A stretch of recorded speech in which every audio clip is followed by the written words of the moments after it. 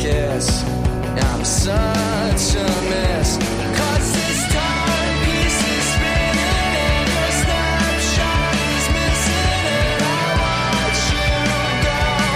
I watch you go. Because this timepiece is spinning and your snapshot is missing. And I watch you go. I watch you go. Hi, and welcome to Twin Flames Between Worlds podcast. My name is Tabitha. And I'm Liesl. Hi, and welcome back to our fourth spoiler episode of A Court of Wings and Ruin by Sarah J. Maas. Woo! Hi, welcome back. So excited for these episodes. I really am. Mm-hmm. Honestly, no, I'm excited for every episode, but these we just get to, like, how do I say? I was gonna say bitch, but that's not really, bitching is not, no. I think we get we're to go unfiltered. off. Yeah. These are our unfiltered episodes because we don't have like any outline or anything like that. Like we briefly talk about what we are going to go over at the beginning, but other than that, it's literally train of thought, stream of consciousness. We have a plan and we have a structure, but it's not as, I mean, dude, we're unfiltered always. But like, all right, that's fair, but we don't have like a set like duh. This is way more unfiltered. Yes. Yeah. But yeah, so again, big spoiler warning. If you have not read the rest of the ACOTAR series up until the end of Silver Flame, do not pass go. Do not go forward. Do not pass go. Yeah, it's a Monopoly reference. Don't pass go. Oh, I haven't played Monopoly in forever, girl. How do you think I learned how to bank? Did you have the Disney Princess Monopoly? I had every Monopoly under the sun except the Disney one. Sad. I had that one and only that one, so we complete each other. I had the one that had the electronic card when they got all fancy, and there was a credit card. Yeah, so you just had to put in. It was stupid. Wow. Anyway. But yeah, so again, big spoiler warning. Do not go on unless you want to be spoiled. Mm-hmm. So again, also another warning, we are explicit. We do, as you have just seen, we cuss. We are open about sexual references and sexual innuendo for sure. Mm. So again, be wary of ears that do not want to or need to hear that. If there are any small children nearby, go and cover their ears. Do not, this is why I have not been brought up into the family yet. But yeah, so this episode we will be going over the humans past and present. We are going to go through a full timeline of all the humans we've ever met, including the ones that, you know, are not human anymore. But to go over the progression and how the humans will play an integral part in books to come. I wonder which history I would prefer to have, the real one or the Prithian one. Of humans? Of human history. Which is better? The one we've actually had? Or it depends on who's telling it. Do you want the unbiased story or the... That's true. That's true. Oh, good God. You're talking also to the history political buff, so... Yeah, versus me, I got a C in history. I should have gotten an S for not giving a shit. Yeah, I don't think you pass-fail on those, but yeah, so we will just jump right into it, okay? So let's start the previous 500 years before the story takes place, so the war. I feel like everyone calls it the 500-year war, but it's like, no, the war. I think the war raged for 7 years. Yeah, it was a 7-year war. But it was 500 years ago. Yeah. So the main two players, again, there's a lot of humans that are getting saved from, again, because at this time, everybody was a slave. And court borders weren't really drawn at the time, so it was very just whoever owned the land, and there wasn't really a structure. And usually it's like whatever humans were on it were also owned. Oh, yeah. So Miriam and Jurian were the big players and the people that we know. We also do know Andromache, Mor's lover at the time. Right, the queen lover. Yeah, so she was one of the 6 human, but she was a 6 human queen after the stuff was established. So she must have been, because again, if I think about it in our modern context of politics, she probably was kind of a George Washington of a thing where it's like she was a general or she was a big fighter or she was a soldier and they were like, you know, she needs to be, or she should be in power. So setting up the people in power. So obviously those are the 3 main humans we know from the war. And obviously Miriam is integral. She's going to be integral now because the implications of Miriam and Draken have the cauldron now. After the war, they gave it to them to protect on their island, Cretea. Which no one knows where that is, really. Or rather, it's shielded. It's warded over. Even from Reese and Company, which is hard. Right. So therefore, it does seem like the best place to do that. And considering, I mean, other than the people who were on the battlefield, everyone else kind of thinks that Miriam died. Yes. Miriam was definitely an interesting case for a human because even though we don't really see that a lot in ACOTAR, there's not very many half-human, half-fae characters. Again, like the sisters turn into fae, but they turn full fae. Miriam was half and half. Like, I hope we get to see more half-fae. I mean, I guess Gwen would be technically close, but she's like a fourth. I guess in that case, Gwen doesn't count because she's fae all around. She's just like 1/4 nymph or something. Right. Sorry, I don't mean to bring her up. I was like, oh wait, is she? No. So we don't actually see a modern context of Miriam in our books. Right. So it'd be interesting to see how that will change because I feel like we will see more half-breeds. I just get a feeling. It seems more likely, especially as we were introduced to a few of the other fake territories on the continent and just the other continent and just the continent in general. But it definitely seems like there is much more land over there. So there's probably more half-fae. Which we cannot get over. God damn it, Sarah. Why the fuck to not have a full map? That just makes me question so many things. It makes me think that the map is somehow something we're going to recognize from another book and it just be just a crossover. So why the hell do we not get the whole map? That's sus. Right. Anyway. And the fact that we've only like brought it up now in the 3rd season. Yeah, because we never really could before because it didn't really mean anything beforehand. Also, there's just so much that goes on that it's like, what a subtle thing to bring up. Like, you need to bring it up. You have to let Akamath settle. And then Akawar, you can kind of go into everything. So I guess, yeah, Miriam is definitely interesting. She's also a badass. I have to say, though, as an SJM fanatic, the half-fae are where it's at. The half-breeds are the most powerful of the people in any SJM novel. So I'm just wondering how that's going to play into it. Because now she is full fae, like Feyre, because she was resurrected. Right. Which we don't get how exactly. We just have a cauldron-made item. Yeah, that's sus. Because, like, rereading it over again and hearing that Draken went to some far-off island for a cauldron, maybe cauldron-made item. Because they don't really know. It's more like suspected that it is. It's like, what was that? Was that the 4th trove item? Was that... I would say the same thing. Like, that could be the mystery item that is blurred out. Was it, like, what? Was it a necklace? Was it a talisman of some sort? Was it a weapon? Like, we don't get anything. It's literally just thrown in there. Right. I mean, just real quick, since we brought up the trove, in that one image that Nesta got from what was it, Lanthus? Yep, you got it. I always think that it should be 3 syllables instead of 2, but basically the message or the image that she got from him, it seemed like the 4th item was something made of bone, and it's I wonder if that would be something related to reviving. And it was veiled, which could mean if it's on Ricketea still, it then could be what if it's veiled because it's there? I mean, because that would, I mean, I know we're supposed to talk about the humans, but just real quick with the trove, you know, the crown is about the mind, the harp is about time, the mask is control of the control of death, so it would make sense if there was a control of life type thing. Wouldn't it be interesting though, because now, like, sorry, we're on a binge, it's great. This is what this is for. What if I go with the assumption that Ricketea what is the only thing that could hide Ricketea away from everybody else, that even the most powerful High Lord in history cannot find them? It has to be something cauldron made. It has to be, to hide. So, yeah. I mean, it would make sense that a cauldron-made item would also be able to do things unknown to the rest of the world, especially, you know, when Nesta found the mask and they had it all sealed up and everything, but then they found her in there because it just simply called to her. Which makes me think that if Nesta went after Ricketea, would she be able to find it? That'd be interesting. Or maybe Elaine. dude, as we going into our theory about how she's just gonna scour the continent. I saw it in your eyes as you were thinking. We both like tilted our heads, and it's just like, wait a minute. Elaine is another cauldron made. I think the best part about these theories is that they kind of then start intermingling, where we didn't even mean to bring that up, but it's like, that actually kind of makes sense. Elaine goes and finds the 4th trove item, finds Ricketea. Good God. She goes, because in our previous spoiler episodes, we theorized that she had a connection with the cauldron. Oh, for sure. Back in Powers That Bind Us, we had the theory that the cauldron, she had that closer connection with the cauldron. And if the cauldron is also on Cretea, she goes to find the cauldron and ends up finding the cauldron made item, the fourth trove item. And then shit gets real or something. Yeah, because then she'd Our have theory is evolving.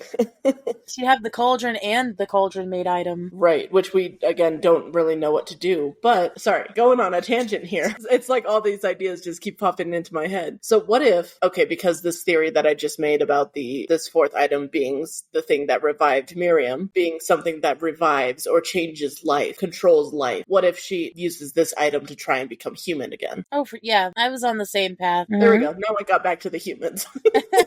Because, yeah, it is. I mean, Elaine wants to be human again. That's very clear. Regardless of the fact that Grayson has rejected her. Which we'll get to them in a minute. But so yes, Miriam overall interesting character because she's the only half-breed that we know of. Then again, Andromache we don't really get much about. I mean, yes, she obviously is dead. But the only connection we know about her is that she was the great-great-grandmother of Demetra, who was the Golden Queen that got impaled on. It was such a brutal death again. Yeah. And so we don't really know much about her, but like, I mean, maybe that will tie into the human queen somehow. But again, there's not really much to go on with her. But then Jurian. Jurian's kind of the main human that we get from the war because he was the human general. He's the paragon. He's the reason why Hybern brought him back from the dead because Hybern thought that Jurian would be the best person to manipulate the queens into doing their bidding, which they didn't need much manipulation to do that. they were power hungry. So Jurian was very interesting because the way he was set up as a character throughout the whole first book and even the second book until we get him at the end. He was so painted as this guy who, you know, he started out with a good cause and he was friends with Rhysand, friends with Mor, was Miriam's lover. They were the power couple of their generation. And then he just goes so crazy with wanting to end this war by any cost and any means necessary that he falls, quote unquote, in love with the thing that he like hates, like Faye, and pretends to be in love with it. Now, let me tell you this. I don't think Jurian didn't love Clythia. I think he did. I think he did, but he was one of those people that the cause outweighed his one emotion. Right. Like, he said that in ACOWAR in our section that we just read. He said he would have given up anything to have the whole world be free. And if that meant to kill one person, one Fae, whatever, then so be it. Right. It could be, I mean, yes, he was very devoted to his cause. I mean, at first, you know, I was kind of thinking of like, okay, maybe he did actually love her and he wanted to kill her with his own hands rather than see her killed by others. But considering the fact that she was like all cut up and stuff, part of me though, I mean,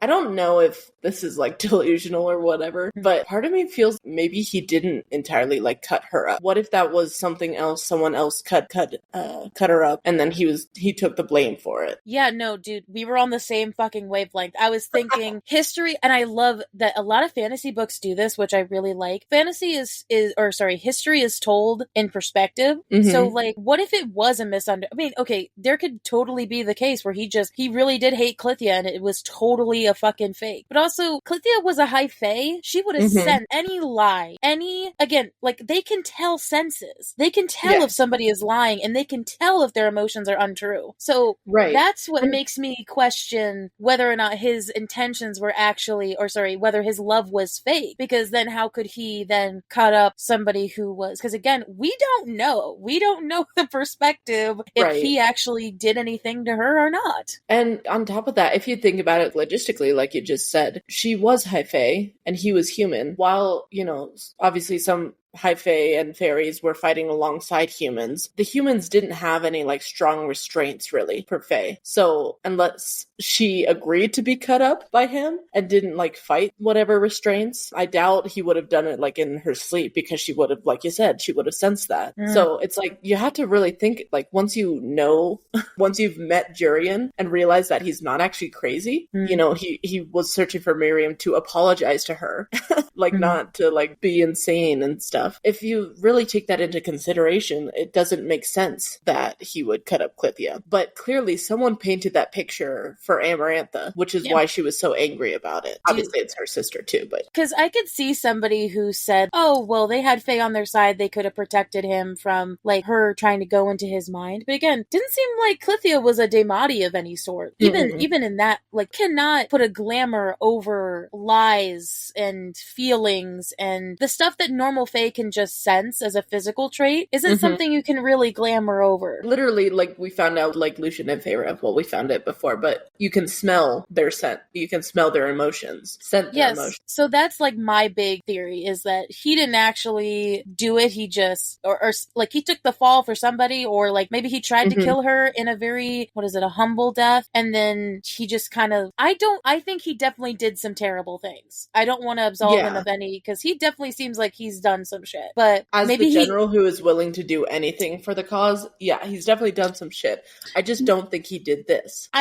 We have to remember, though, that Amarantha and Clithia at the time were, like, the two big badass generals. Like, Clithia was just as bad of a warrior as Amarantha. So how the hell did she get trapped into this situation, whether or not it was, like, she got tricked in some sort of way with a poison, or, when they were in bed or something, like you said. But again, she already had her own badass instincts. It just is crazy to me to think that how she could have gotten into that scenario, and then, or I think Jurian might have let the people in the camp kind of went all President Snow on her and just let the people have at her instead of doing it himself, but he let it happen. I could totally see him doing that. Right. I could see that. Kind of goes against what I initially said of, like, he wanted to be the one to kill her himself. But I could also see that he would be, like, he wouldn't want to do it himself if he did actually fall for her. I guess I didn't consider poison as an option, but it did work on Rhys under the mountain because he had no one to smell it for him. Even though he was all powerful, he still fell to poison. So that, like you said, that could be an option. I guess another, like, theory related to that is, what if Clithia wanted to die? Dude, we're on the same wavelength tonight. That was literally gonna be my next thought. I was like, maybe she just wanted to die. Wow. Twinsies. Because what if, I mean, we know Amarantha. She was a bitch. She liked control. She liked to play games, dangerous games. So what if Clithia just didn't want to put up with that anymore? She didn't want to deal with Hybern anymore. And so it's like, okay, I'll tell you all this information as long as you promise to kill me.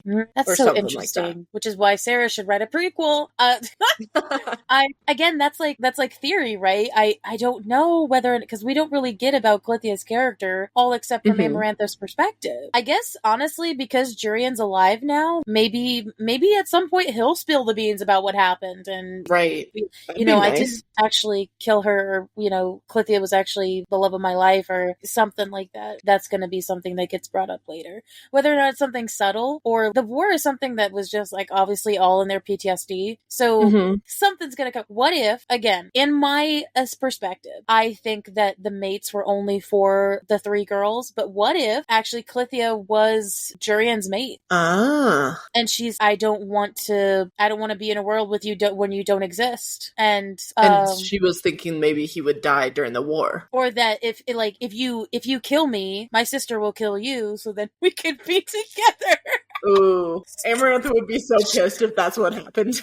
Well, and in that case, it didn't actually work out because she saved Jurian's soul. So, like, they couldn't be together in the afterlife. Oh my god! And then he got resurrected. And again, that's just an out there crack theory, but I'm just saying, like, I could totally see something as dramatic as that being said. Yeah, I could see that too. So yeah, I mean, overall, that's what the humans were 500 years past, and so then we get into the modern day. And again, we've gone over the sisters a bunch of times, but I think the things that we wanted to talk about in terms of the main ACOTAR series, like the first 3 books until the end of ACOWAR, is this idea of Feyre, Nesta, and Elaine, whether or not from Fae ancestry, whether that's actually like a part to play in it, is that their mates knew that they were mates before they turned Fae. Feyre, Nesta, we can't say Elaine for sure because Lucien never met Elaine before, but I can just guarantee you money that if Lucien did see Elaine before she was a Fae, it would have that would have been the same thing. I can just see it. And I guess, like, let's dive into the theory about why I think that is, because again, Feyre, the girls had no idea. Right. The girls, they didn't even know about the Fae culture, let alone what a mating bond would feel like. And I really feel like they couldn't feel it because the connection, there was like a barrier because they weren't there yet in terms of like Fae. I feel like, so kind of expanding this theory real quick to give us a little context. We think together, both of us, that specifically the mating bond isn't specific to Fae or fairies. Like, personally, at least for me, I think that the mating bond is included in the humans, and that's why it's considered so rare in this world, because it's not just for the Fae, but it's also for the humans. But it would make sense, you know, the humans don't know anything because they don't talk about the Fae anymore. They shun the Fae. But I feel like it kind of goes back to the fact that it mentioned that some humans have magic. So it's like, okay, what if every human like innately like has magic somewhere in their bloodline, no matter how small it is. And because of that, they have mating bond. But because of where they are now, with how little they have access to that small speck of magic, they have no idea what the mating bond would feel like. They have no idea that that's possible until they actually find their mates. No, you bring up such a great point, because like with the wall being up for 500 years, we don't know if beforehand mates were, again, actually, no, we do. Before it said 500 years, there's somewhere in the text, I can't exactly tell you where it was, probably in the second book, is that mates used to be a lot more common. Yeah. 500. And why is that? Because there was a wall that got put up to where humans could no longer intermingle, and so they only had Fae with Fae instead of everybody in the entire world. So the idea that with the wall being down now, that mates are going to be more seen and like happen more often makes complete sense. Right. And it makes sense that, you know, while Feyre and Nesta didn't understand the mating bond immediately, there's clear signs. You know, Feyre saw Rhys as the most beautiful man. She thought about him a lot, and even though she hated him for a while, she couldn't stay away from him for reasons that she had no idea. With Nesta, she keeps picking fights with Cassian, and obviously, you know, they fuck first, but like they just can't stay away. And in Wings and Ember, or is that what it's called? Yes, yeah, that's the little mini chapter. In the mini chapter Wings and Ember, it's clear she is like, okay, I feel this way around this man. I don't know why, but somehow I'm letting his teeth get close to my neck. And I have no idea why. I've only met him like twice. But it's like that feeling of, I don't know what this is, but I cannot stay away from this person. And I wonder if, like you said, the wall went up and that's when the humans stopped like feeling the mating bonds and stuff. What if, going back a little bit more, when talking about the Book of Breathings, they had spells to the book so that, what's it? Oh, the humans? You mean the human queens? Sorry. The human queens. There were like spells to it so that books couldn't be stolen or whatever. The fact that the queens could winnow, you know, I think there is that innate amount of magic within them. Maybe as queens, they had more access to it because they worked at it more. But what I was going to say is with the wall, maybe when the wall got up, it was also laced with spells other than just dividing the continent and Prythian. What if it had spells that siphoned some of that magic away from the humans, because Fae are tricky. Okay, maybe I wasn't going further with your train of thought into the woods. Into the woods? With your train of, you started the trail for me. I think what you're also trying to get at is, especially when we read about it in the first book, how drab and gray and how depressing, whether or not that's just Feyre's monologuing of how the human world is. What if it just like took the magic out of the world itself in terms of, because if the wall went up and no magic could get across, that means like everything in the human realm would just be more drab and less magic-y. And now with the wall down, there's a level of intermingling now with the magic, and the magic is able to explore and expand even into the human, quote-unquote, human lands. Part of me wonders if the wall kind of worked as like a sponge of like sucking up all the magic from the human lands and putting it in the Fae lands. So it's like maybe, because we see in the books like a very clear difference between the human land and the fairy land. And like it is a very vast difference. And it makes me wonder if the world was actually all the same, or at least closer to being the same without the wall. But it sucked the magic out of the human lands and revitalized the fairy lands into something prettier, basically. Well, and you gotta think about it, it totally was. Like, everything was Fae land before. Everything was this happy, bright, magic-y stuff. But then when the Fae were no longer there and or cultivating or being there, more, obviously the human lands got more drab and just less magical. So that just made everything less green. Probably it took away maybe the essence of aliveness out of the nature. Hear me out.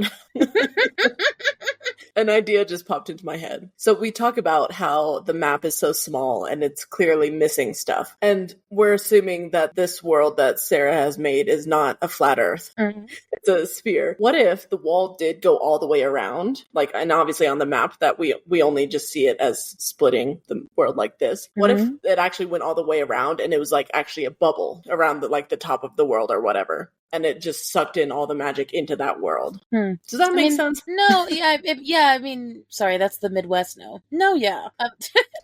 Yes, it makes sense. Because again, we don't really know. It's not like we have a piece by piece of what the treaty was. Right. It would be interesting to see what that entails. Because what if that was actually a clause in the treaty? Like, you guys can have your own lands, but y'all aren't going to have magic anymore. It is going to suck up everything. That makes me think of the fact that we learned very early on, the very first book, magic is specific. What if the humans didn't read the treaty close enough? They didn't read the small print of the contract? Like, what if like you said, it could be like, we're going to take all of your magic, by the way, so that you're not powerful and you'll want to come back as our slaves so that you can have magic again. I mean, it could be like small print like that. What if they just didn't read the small print? Honestly, that's not like too far out there because I feel like the only thing that they were looking for was we want to no longer be slaves. You can't slave us anymore. And we want our own lands. So I don't really think gave a shit about like what else. On the other side of that thing, I am curious if maybe the 6 human queens, I mean, obviously the 6 human queens from 500 years ago seemed to at least be better than the 6 queens now, other than the Golden Queen, and Vasa. But what if it was like the other side of take all the magic, we don't want it anymore? Hear me out. This might seem dumb, but it actually makes sense. Because remember, all of those people at the time were soldiers and slaves, right? The humans. What if they couldn't read?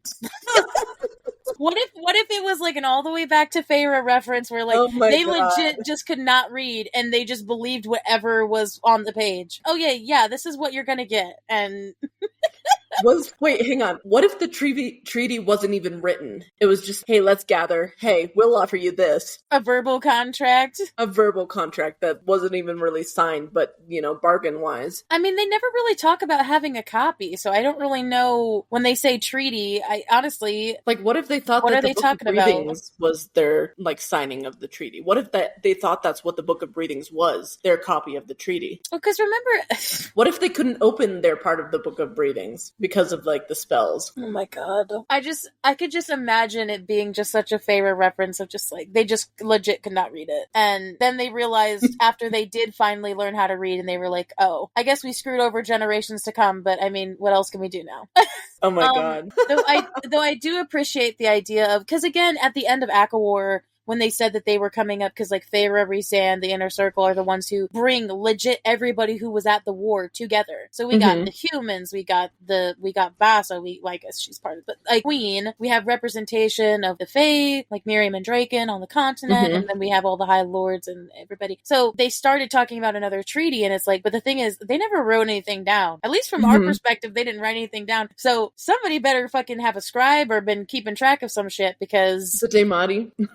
It didn't work. That didn't work well before. But again, I feel like that's semantics, but you're right. They never really bring up the fact that, well, okay, never mind. Actually, in ACOTAR, they do, remember Feyre said that they showed the treaty in schools. They would teach the treaty in schools, but I guess that's an open-ended thing, because whether or not they were teaching it in a commandments way of here's the 10 things, but they were never, it's not like an actual text that they can say, this is how, our Constitution. It's not something that, sounds old and ancient-y. Is it a 10 Commandments, or is it okay, hear me Constitution? Out. Hear me out. What if they did the verbal contract first and had that all sealed by bargain, with the magic specific, and then they just wrote out what the humans thought they were agreeing to and wrote that on paper and taught that? We don't know, man. That's because fairies are tricky, and obviously the fairies back then, even the ones that helped in the war on the human side, were tricky. Most of them, like it mentioned multiple times, they didn't want to give up their land. So it's okay, you're making us give up land, we're gonna take all the magic from yours. Well, and even Rhysand's father, to a certain extent, wanted to keep him fairy stuff secret. So I could totally see them, the Fae then banding together about like, yeah, let's not tell them that. One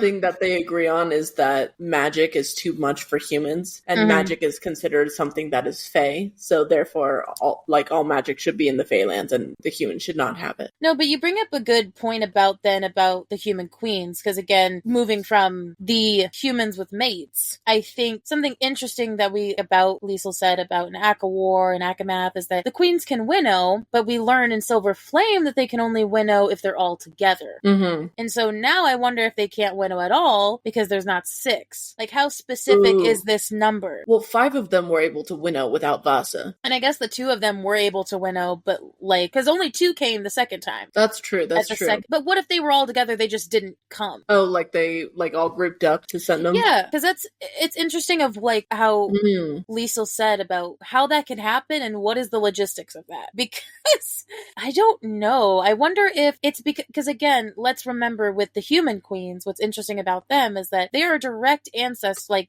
that's how courtship lines work. Is they are direct descendants of their. What if those humans back in the first wars were actually demi-fae or some level of fae ancestry, but they were kind of like half and half, and or they were just humans with a bunch of magic that somehow just traced down the lines in the lineage, and they just have magic. I can see that. Instead of the theory of that it was given to them, or that they have something in their possession that would make it seem like that they have magic. Right. I mean, it would make sense. I mean, going with the fact the theory that we just said of all humans have magic in them, no matter how small. What if it's like the case, we heard that the king had a spell book that he used, and it specifically mentioned, like the spell to get the ravens into the library was a one-time spell. That means most likely there are spells that are not one-time spells. They're multi-use spells. So like, what if the human queens, the remaining human queens, have a spell book that has like all of these spells and could be like related to like winnowing or transportation or whatever. And because they have magic in their veins, they've learned to harness it and use the spells from that book, but they can't innately winnow on their own without the spell. I mean, because even Feyre, once she learned to winnow, said that it took a lot of her magic, at least originally when she was learning it. And that was after she turned Fae. So it would make sense if the humans, if they have so little that they wouldn't be able to winnow on their own, they would need the assistance of a spell. Or maybe it was like the caveat of they can winnow to the human lands on the other, because again, there's a continent in between. Maybe they have to be together to winnow each other to a far distance, but maybe they can winnow individually in a shorter distance. Right. Now, I want to bring up this crack idea. Remember we heard about witches and that they have talisman and spells that are far beyond that should be far beyond their capabilities. What if they start delving into witchcraft and start doing more things beyond their, because again, witches seem to be evil. Apparently from like Devlin and whatnot, witches seem to be beyond their own capabilities. What if, because again, if we bring in Briellen for effect for Silver Flame, again, Briellen is gone. She got annihilated by Nesta. She got unmade. Yeah, legit unmade. So she was kind of their main, I don't know, crutch. Like, I don't think that they were full team Briellen. I don't think the other queen, I think they thought she was fucking nuts. But they were probably scared of her to an extent just because she was insane and got turned into Fae. But now they're unprotected because they know that they're enemies, and so they're not going to forgive them. Like, nobody in Prythian's going to forgive them for what they did, especially the sisters. Especially with the theory that, like, they may be gaining some more power soon. So that makes me think that they would go to the extreme of somehow finding witchcraft, whether or not Kosechi tells them about witchcraft and say, here's a spell book and corrupt yourself. But apparently in this universe, witches they're not really good witches.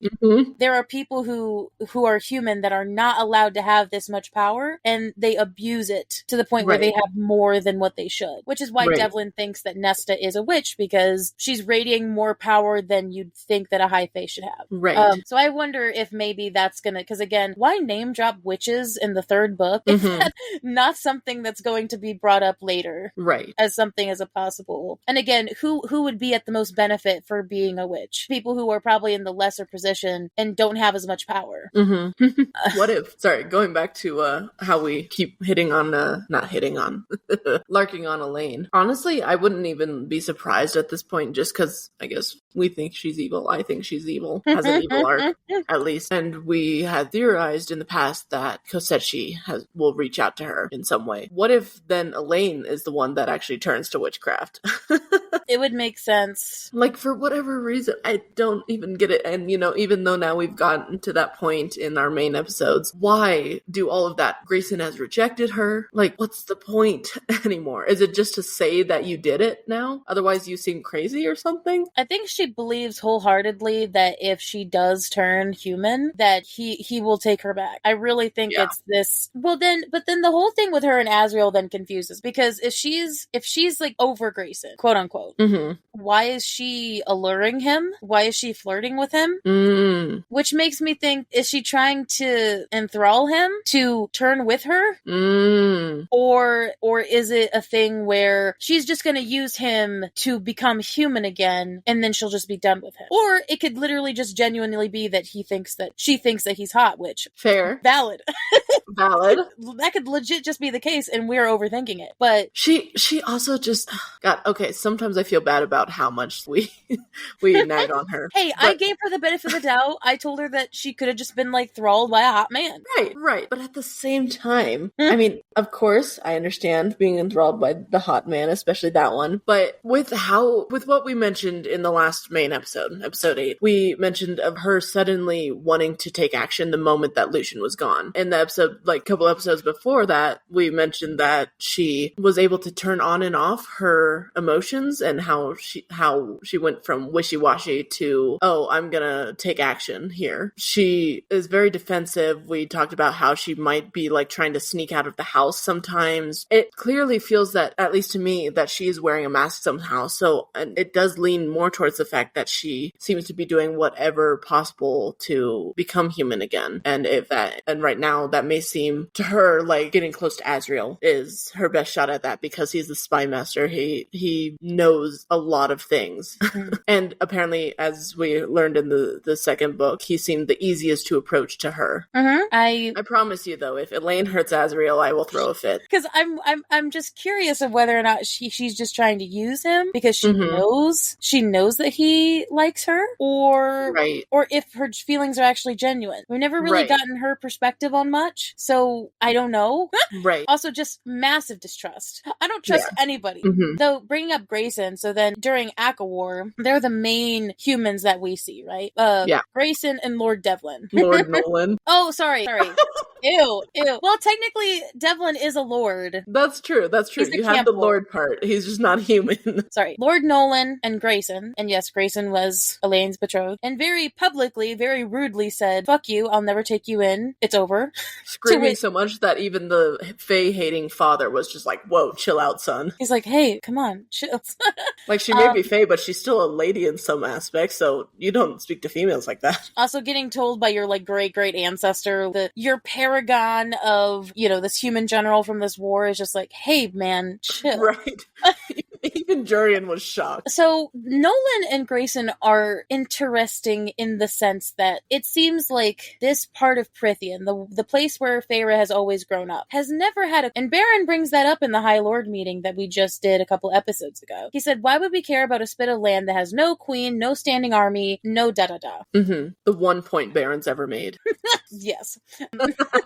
So I wonder, again, kind of pushing that into the Band of Exiles thing, I wonder if Grayson and Nolan are going to be the main, whether or not they call it a Viscount, whether they call it a Duke, whatever, that they will have some sort of place at court, because they were a main integral part in giving troops for the war effort. They were in the final battle. They were, even beside Tamlin, of all people. He was the one that came in with their cohort. I mean, personally, I feel like Jurian might end up being like the leader of the lower section, considering he was the one who actually grabbed Grayson's forces and led them into battle. Yeah. And I feel going back to what you said about the queens from 500 years ago, about how they were probably generals or higher ups, and then they became queens. Jurian probably would have become a king if he hadn't died. Oh, for sure. I wonder, actually, you bring a good point. I wonder why they chose 6 queens. I'm gonna bring this up just because we brought it up pre-recording, and I really want to say it. If you ever want to watch a funny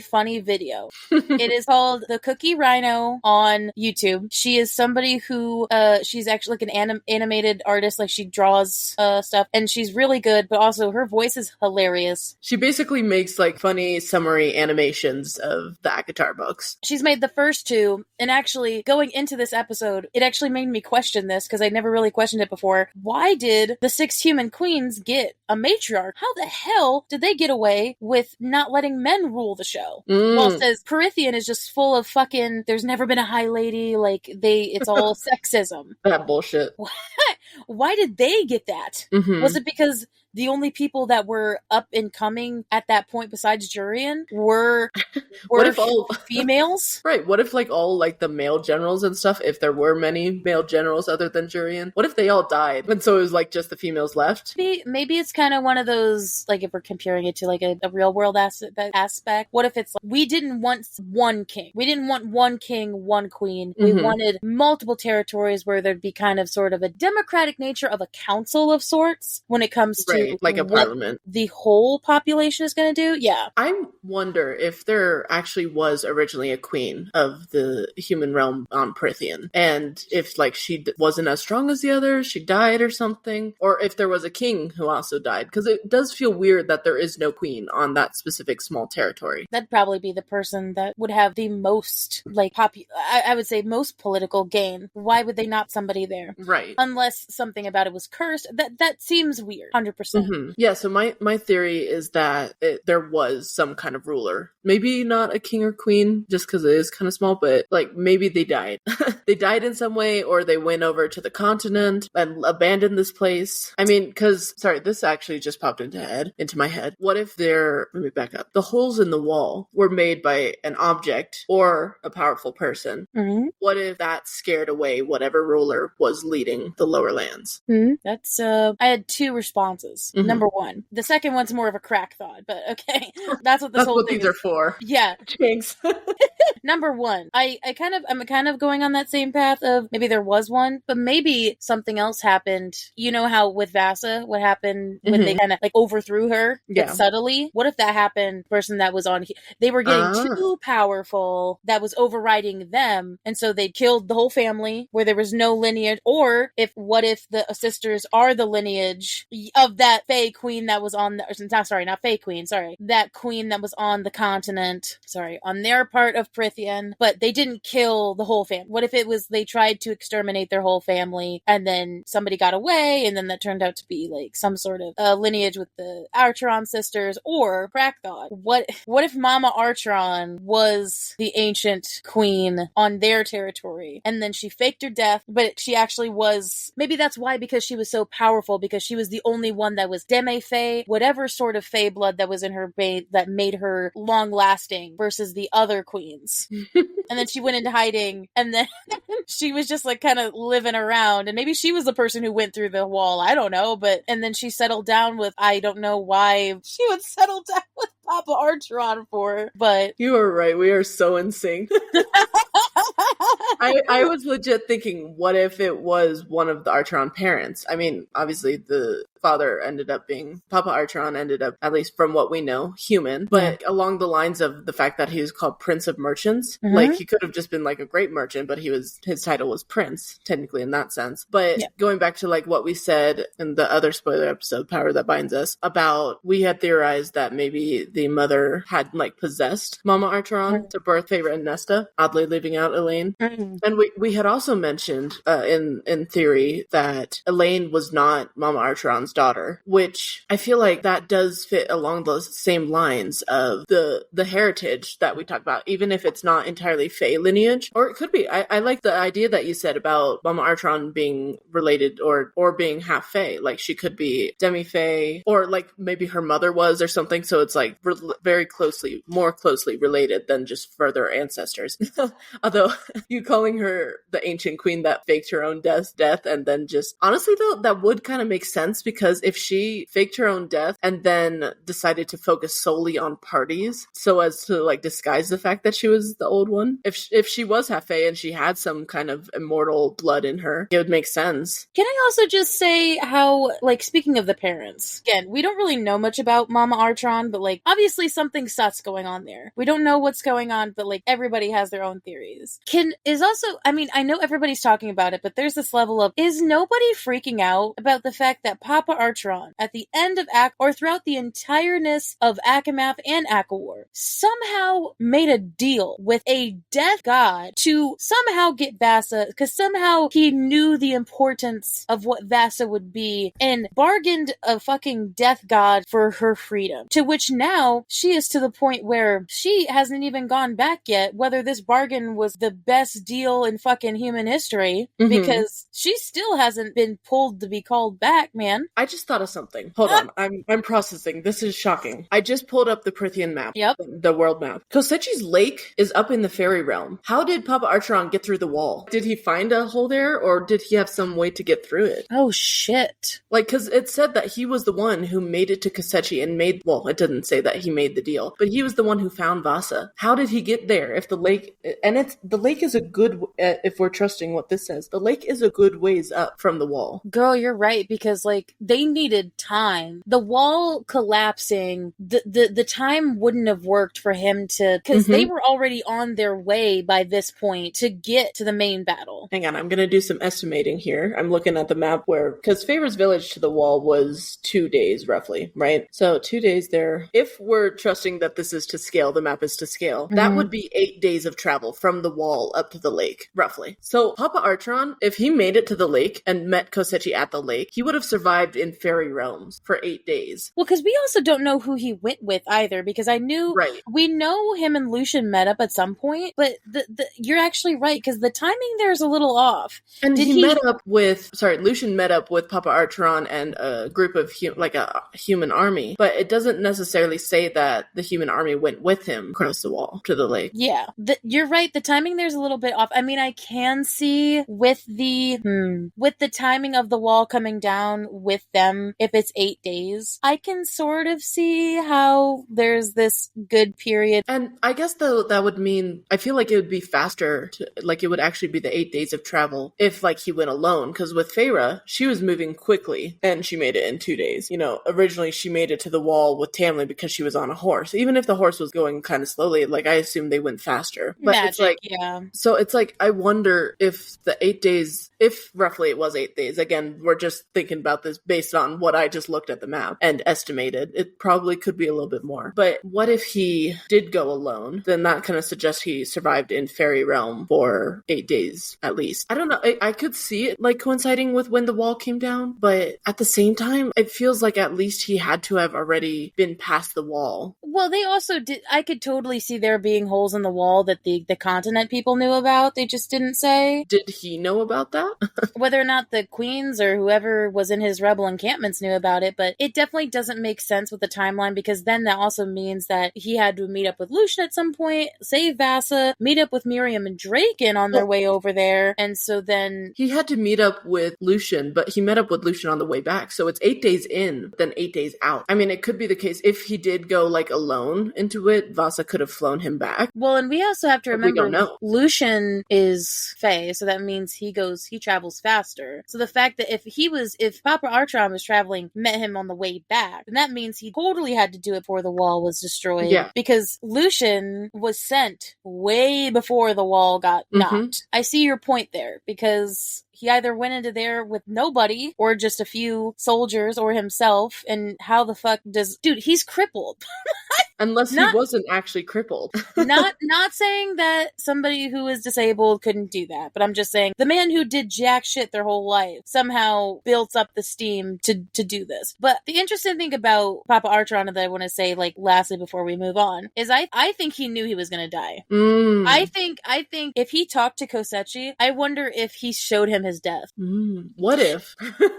Okay, so going back, like, what if, like, Papa Artron was the one connected to the queen, the ancient queen or the ancient lineage of ruler in their section of Prithian? What if it was, like, a trade of, like, hey, you let Vasa come out, and then you can take my death, or something related to that? Because if he had that ancient, like, ruler lineage, it's like, hey, how about a ruler for a ruler kind of thing? Like, so even though obviously Papa Artron was not a female that Kosechi liked to collect. Well, maybe though Kosechi would have wanted him to lure the girls over. And so he's like, oh, you can either stay here and I'll lure your daughters here, or you can go die, but save them. It's like, okay, you can take Vasa, but then you gotta come back here with your daughters. And so then Papa Artron is like, okay, deal, and then decided to die anyway so that he didn't bring his daughters back. I personally which would be why in our previous theory episodes we said that Kosechi might be looking for the sisters. I personally like the theory of Kosechi showing him his death, because it seems like the death gods are just dramatic and like that, and like to show somebody's demise. But they do seem to be able to tell the future or what's going on in the world. Because he knew fully well when he was there with the king before his neck snapped. He's like, I love you. He didn't seem scared at all the whole time the king was holding him. Like he knew, for sure. That's true. That's true. So that's just, again, a crack idea. Again, it doesn't really matter, but that'd be interesting because I think that leads into Kosechi. But I think the other human in ACOWAR that we need to talk about is Briar. Yes. Now, she's really the last human that we see, besides the ones we've already talked about. So Briar, for everybody who doesn't necessarily remember, she was the human that Feyre and Azrael saved when they went to go rescue Elaine from the Hybern camp at the end of ACOWAR. She was a child of the blessed. Children of the blessed? She was a child of the blessed because she was a single one, but yes. Was she? Really? Mm-hmm. Oh, okay. 2 others were chained up beside her. That's interesting then. I don't know why they chose them for no reason. Yeah, probably because they didn't know the wall was down. We want to help you. We want to serve you. And then... So it wasn't one of the children of the blessed from earlier, though, because they died. No, right. And I do wonder, actually, just correct me if I'm wrong, but back way back at the beginning of the first book, was it the group of 3? Wasn't it a group of 3 as well for the children of the blessed? Because children of the blessed, there were the 3 who came to the wall, and then there's 3 tied up at the spit. Again, keeping with Sarah's 3. There's really like a pattern of 3. I don't necessarily remember if there were 3 women, but like I just remember the one.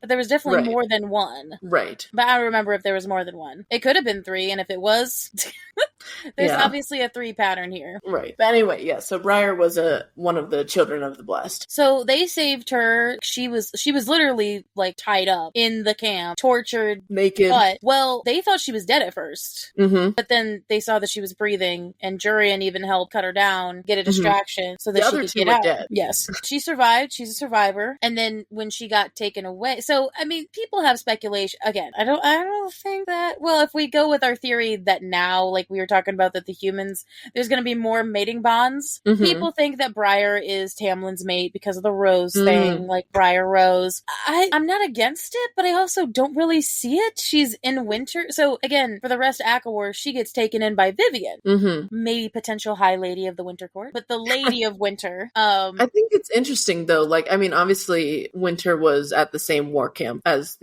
around the same war camp as Night Court. And so it's like, it is kind of interesting though that Vivian was the one to take her in, specifically for Winter to take her in. And I do wonder why Sarah did that. And it's just in general though, it does make me curious because we haven't, if you think about it, the humans from the first book, like before we got introduced to Miriam, Jurian, whatever, we didn't get any of their names other than the 3 sisters and Isaac and Thomas.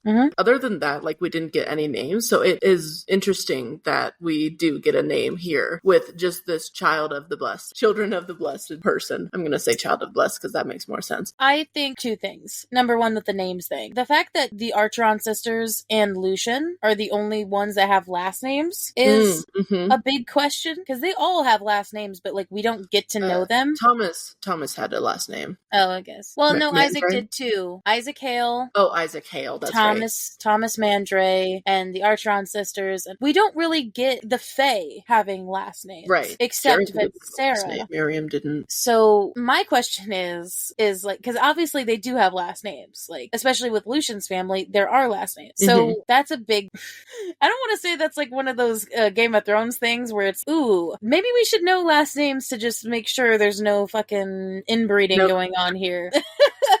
But I find that interesting that especially about the last names thing. Then, of course, about the first names is how like even the parents, Papa and Mama Archeron, like we don't have names for them, or some of the people that we don't have names for. Briar is interesting because she's not only a human, she's one of the first humans to probably be brought in by a court in a long time. Actually, I mean, obviously we know that from what we read in that scene, she has clearly been tortured and traumatized. But despite that, and despite the lingering fear that we still get, she doesn't actually seem all that scared of being with them. I mean, part of that could be that she senses, you know, these guys saved me from whatever torture that was. But it feels like there's another element of she just does not seem as scared. She's like, she accepts the clothing from Vivian, you know, and while she's slightly more cowardly, I don't know, it gives the vibes that she fits in with the Fae.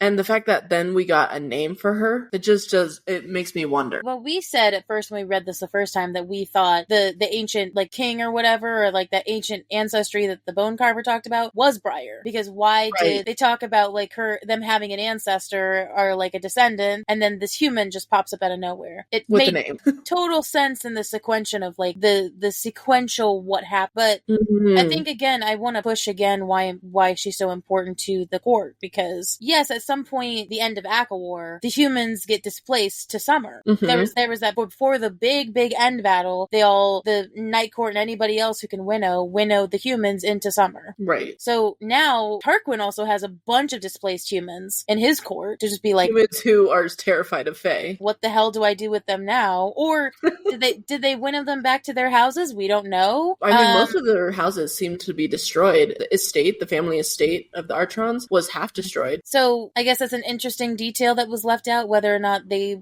immaculated into society or whether they went back. But right, or is it just like a huge refugee camp of humans in the Summer Court? I think Briar not only being a part of the Winter Court, because the Winter Court also, as we know, is very secretive and very to their own. Right. Makes me question if Vivian has brought her a part of the court, their quote-unquote inner circle. I do agree with this level of conspiracy theory about Briar and Tamlin to a certain degree. There's a lot of empty space which we don't know about in the Hybern camp, because we know Tamlin was in the Hybern camp at time. That's true. There's a level of we don't really know how they interacted. Were there instances where he tried to feed her stuff? Was he trying to take care of her? Was he healing her? We don't know, but I feel like there's enough ambiguity there. They were at the same time, the same place. Maybe there's a level of, you know, maybe he's even pulling a Rhys-Ann. Maybe he is so self-wallowing that he says he doesn't believe, or if we are going with the mate, let's just say that he saw her, realizes he's or they're mates or something, but he is so self-pitying about how he treated Feyre, about how that happened, that he's like, no, send my mate away at all costs, send her to the most remote place she could go to, where I will very much not be allowed in. Okay, hear me out. This is gonna sound bad, but right now that kind of is everything related to Tamlin for the most part, just because he's figuring stuff out the hard way. Like, Hybern seems like the kind of people who would gift humans to reward their generals or whatever, like in the past. So, I mean, this is highly unlikely, but what if it's the case of, because Tamlin fed so much good information to Hybern, quote unquote, he's like, here, have this human to play with. Since you liked humans so much, you lost your own human. I could have another one. I could totally see him pulling some shit like that. It's just like, oh, here's, I'll throw this one in the cauldron too. Maybe she'll come out and be a replacement for Feyre. Which honestly, like, it sounds bad, but like, it feels like the King of Hybern would do that. And so then going along with conspiracies and theories about that is like, then maybe they did get close for a bit. I feel like, again, I can't disprove anything. I feel like I would believe that more if she looked more like Feyre. But she's like raven black hair and black eyes. If she looked more like Feyre, I feel like I would give more agency to your theory. But again, I don't know that for sure. I mean, maybe I'm not saying that like he did anything with her, but like, no, it could very much be the case of like, here, have this human, And then Tamlin just sits with her of like, I don't know what to do with this human right now. I'm just saying the king would pull something like that and try to like replace her with somebody that looked like Feyre to just kind of throw the knife in more. Or I could throw this one into the cauldron and make her look like Feyre. So I don't know. She'll be interesting, definitely, to be brought up as a part of the, because again, the humans are going to play a big role in what's to come, because also obviously like the main crux of our talk was also about like the wall is down. Magic is now sporadic throughout the world. So the humans are going to obviously play a more integral role than they have been, because there's going to be probably more fights over land. I mean, we've talked about that in our first mini episode about how the High Lords are going to be vying for land, because easy target, these humans aren't going to be able to withstand our power. So right, and probably over on the continent, the Fey territories might drift downwards. There may be a whole nother war in that sense over on the continent about land, and thus about the humans being slaves or whatever. But I also like wonder if the human territory on Prythian is going to get another ruler, or if it's just going to fall into the potential of recent Feyre being High King and Queen over Prythian. I think in their perfect kingdom, though, there would be a human ruling that territory, and then they would have a seat at the table with all the other High Lords, which would make them mad. In that sense, what if Briar ends up becoming like a ruler of the human realm, of just like, hey, we kind of like you, let's put you down there. I guess I could see that. I mean, I don't actually really believe it. I'm kind of just saying like that are on my mind. I think Jurian would be a strong candidate for that as well, considering, you know, he's a charmer, but also because, you know, he helped in the 500 war, he has the experience, and then he also helped in this most recent war, and the humans seem to at least trust him. Well, and I know, you know, I know we kind of left Vasa out of our big talk, but again, she's still a human. She's kind of, it's weird though, because she's human and not like she's human, but in the sense of it feels like she's human by night. It's like the same way that Fiona in Shrek was human, but like she was which cursed. We've mentioned before. So it's just like, it feels like, I don't know, she's a shifter in some kind of way. She where did my train of thought go? It almost makes her like demi-human in a sense, but not where they both can coincide. They're separate, obviously, by day versus night. The reason I brought her up is because I think that her and Jurian are going to be the power couple. I think with how much they butt heads, I'm like, oh, okay, that kind of seems like romance to me. Like any of the guys, like especially him for sure. Like he needs a powerful woman. That's like the kind of guy he seems like. I've seen so many theories of like Vasa like falling in love with Lucian. I'm totally against that, because I feel like Vasa is like the equivalent of Azriel is to Elaine. Yeah. Is like there for a distraction, but like they know who they're actually gonna be with. Because like I feel like Elaine is gonna get jealous of Vasa when she starts actually having feelings for Lucian. It's just gonna be like, so what if you guys, she's a human, right? Because it's okay, sorry. I'm getting excited. Yeah. It's the opposite of the problem she has, is that Lucian still likes whatever Vasa, regardless of whether she's human or not, versus her love couldn't love her as a human or fae. Right. It's like the opposite, like Uno reversal in terms of problems. I was thinking like it was going to be along the lines of, oh, you love her and she is still human, so therefore I must become human. Once she, you know, gets jealous and figures out that she does like Lucian, and then it's going to be like, now I must really become human again. But if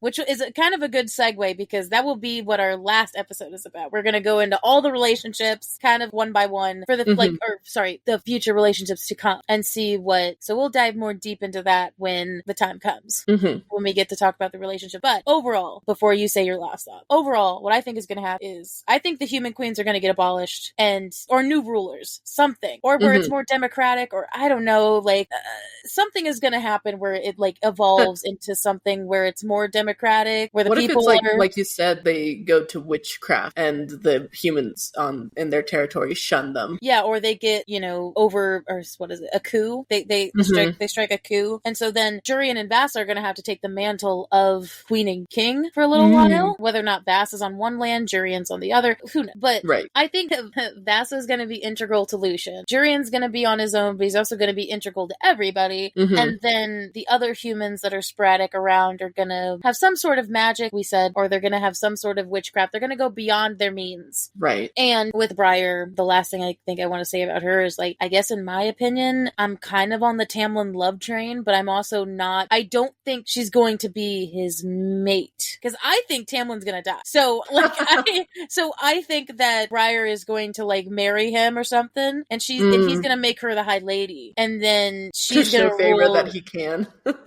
yeah, like his last dying thing is he's gonna make her High Lady, and so then she's gonna rule over Spring. She's gonna be Briar Rose, the High Lady of Spring. Why make it Briar? Why make it some sort of Rose reference if it doesn't have a tie to Spring? Unless that's just Sarah giving us a big middle finger and being like, hey, that's what we think it is, but we're gonna put her in winter. Although that would fill in like what we've theorized before. Then Lucian would be High Lord of Day if Helion does something happens to him like you've theorized in the past, which hopefully doesn't, because I love the chaotic bi and I need a bi in my stories. And then Eris is gonna take over Autumn. I think Elaine being a part of the Spring Court is a huge misdirect. Yes. Like I think being like, even though Nesta, even in Court of this will be my last thought, is that every time in Court of Silver Flames, Nesta talked about how like Elaine wasn't meant to be in the Night Court. It's too drabby for her. The colors are like, she needs to be something with flowers. My whole thing is when they talk about like how she would Spring, they have never been to Day. What is the most equivalent to like flowers and bright and happy things? Mm-hmm. Day. That makes so much more sense to me than Spring. I'm actually going to be a little upset if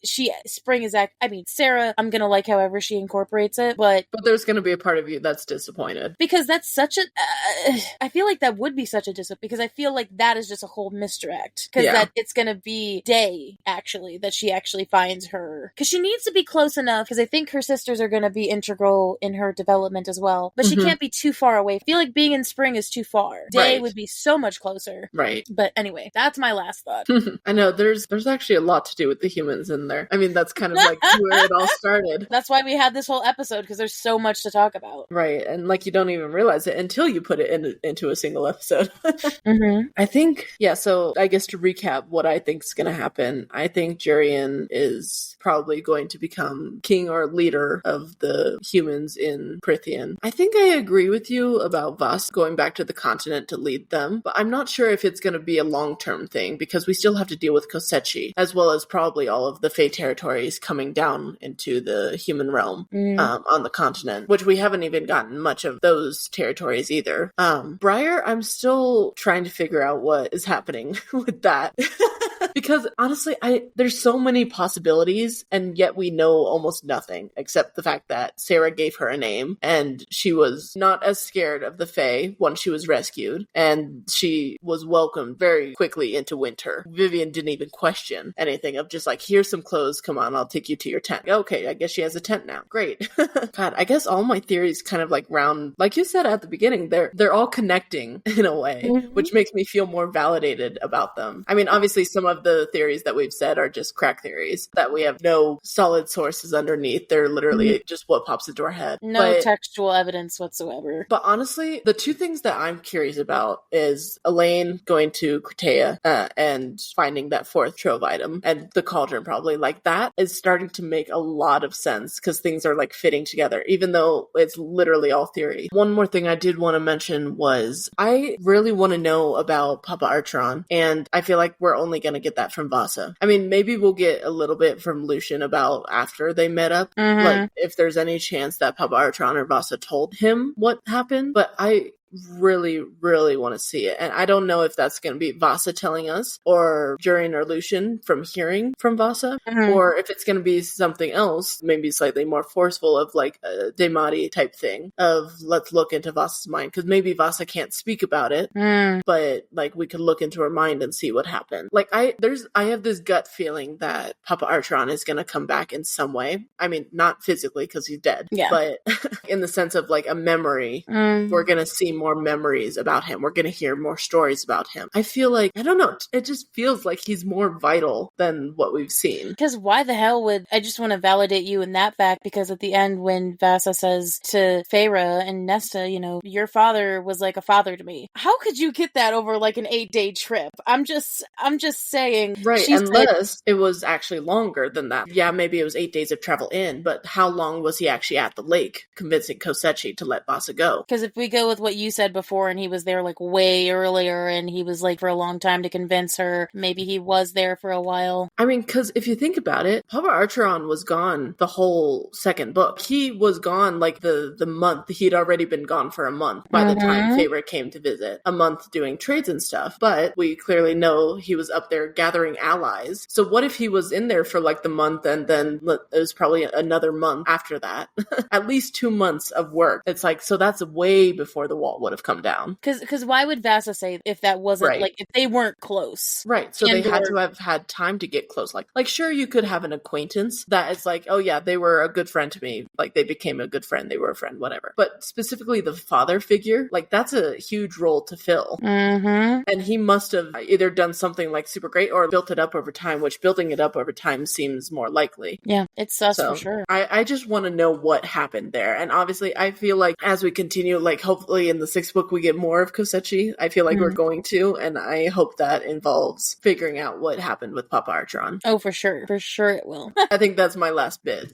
But yeah, so again, please, yes, thank you guys for staying all the way. I hope you liked all of our crack theories. If you, please share this with any other people who have read the whole ACOTAR series and want to hear about our humans and our I would say our timeline of sorts of the humans within this story. So yeah, share this with all your ACOTAR friends and or, people, if you still want them to get a part of the ACOTAR family, please recommend our podcast. Please rate, review. It really helps us. It really helps any podcast you're doing. Please follow our Patreon. Whether or not you can do it for payment, please follow it for free if you can, because we're going to be starting up some new things with Liesl's doing the Discord. I'm trying to put together a newsletter. But yes, the tiers are, yes, of course, free. And then the High Fae, which is $3 a month. And then Inner Circle, which is $5 a month with video access and early audio access. And again, follow our social medias, Instagram, Facebook, TikTok, please. It really, really helps us with the support. And if you want to reach out, we have the email in the description. Do you want to say anything to the people before we leave? Thank you for listening. We love you. And honestly, if you agree or disagree with any of our theories or have completely different ones, we want to hear it. I mean, you heard how much we went off on tangents because we just kept building off of each other's theories. That's the fun of it. Yeah. So build off our theories if you want, or if you have a reason for why Papa Archeron was gone for that long, maybe send it in the email or put in the comments. Come join our Discord. Yes, please. We're putting some more fun things on it. So yes. So we'll see all of you guys in the next episode where we'll be going over chapters 56 to the end of chapter 60. So it'll be a shorter one because again, we've been having a lot of long episodes. So we're because we're also ramping up to the end, guys. So we're almost to the end of the season. Yeah. So we're ramping up for that end. So we're doing some smaller episodes before we get to the end where we can really dive in. So give ourselves a little bit of a breather. So yeah, we hope you stay happy and healthy, and we'll see you guys in the next episode. Yep. Bye, guys. Bye.